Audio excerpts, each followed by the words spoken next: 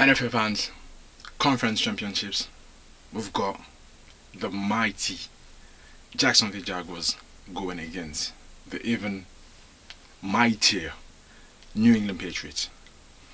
Who would have thought the laughing stock of the preseason in the Jacksonville Jaguars would actually reach such stage?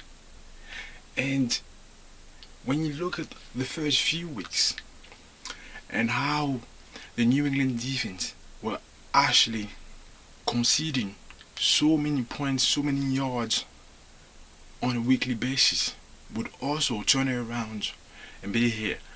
But with them, you could expect they would turn it around. They've got Bill Belichick, they've got Tom Brady. You can always say they find a way. But I'm more impressed with the Jacksonville Jaguars. I don't think enough people actually give them credit for what they do. You have to look at the entire roster. They did make some good transactions in terms of acquiring players through the draft, through free agency. They did make some good business. So that actually allowed them implement these pieces into a roster that was actually, you could say, almost ready. You know, you got Calais Campbell to come in from the Cardinals. You also get Master Darius to come in from the Buffalo Bills. You drafted Leonard Fournette, who was running the ball with a backfield that already has TJ Yeldon and Chris Ivory. So you could say that these guys already had things set up to actually allow them to be where they are now. But one thing that many people are actually missing out is that Blake Bortles is actually playing without his number one receiver. Allen Robinson is not playing. So Blake Bortles has managed to get to where he is via number one receiver. Does that remind you of a team?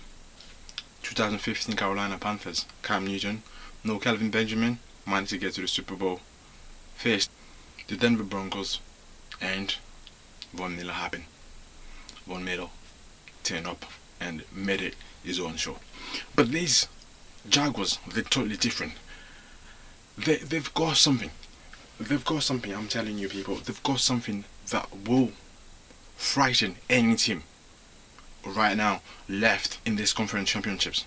However, there are news surrounding the New England Patriots and the fact that Tom Brady has a bad thumb, is injured, is not fully healthy.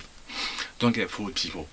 This is the New England Patriots. They will distract you and keep your mind away from the game by any means in order to get a psychological advantage on the opponent.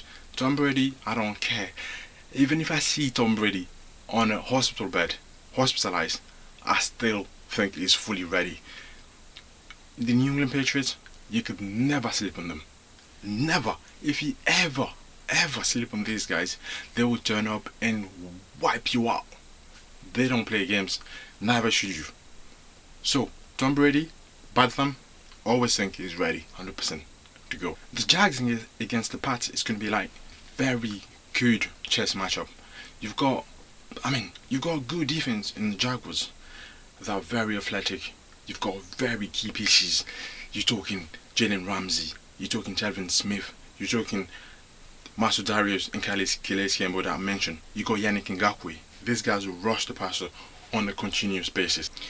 But for me, my key issue with this is going to be who will cover Gronk. It's going to be hard. Would you put Miles Jack on Gronkowski or put Telvin Smith? It's going to be. I think this is where the game is going to be won. If the Jacksonville Jaguars can actually allow themselves to find the right guy or two guys to cover Gronk, they may get big opportunities to win the game. The reason I'm talking about Gronk is because every quarterback has a safety blanket. I mean, you can go to Aaron Rodgers. He knows if he needs a play to be made, I can turn to Jordan Nelson. Jordan Nelson is going to make a play for me. You go to Russell Wilson. I need a play to be made. Look, Doug Baldwin is going to allow me to make that play. You go to Ben Roethlisberger. I need a play. I know what to call AB84. He's going to make it happen.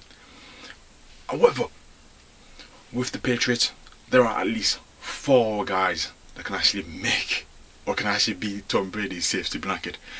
It's incredible. Tom Brady can go to James White. He will make it happen for him. Tom Brady can go to Dion Lewis. He'll make it happen for him. He could also turn to Danny Amendola. It will make it happen for him. So it's crazy when you think about how expansive his options are. And another key matchups will be how to cover these guys. If let's say we're on 3rd and 2 or 3rd and 1 and the Patriots don't want to run the ball, Tom Brady will have to look for these options in order to pass them the ball.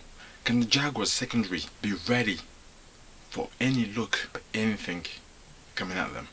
That will be another thing they will need to look out for in this matchup. But one thing you can be sure of is that this game is going to be a very, very interesting game. Blake Bortles, no one actually paid attention how well he was doing until they got to this stage. But now people will probably give him a bit more respect and put some respect on his name for what he has done so far.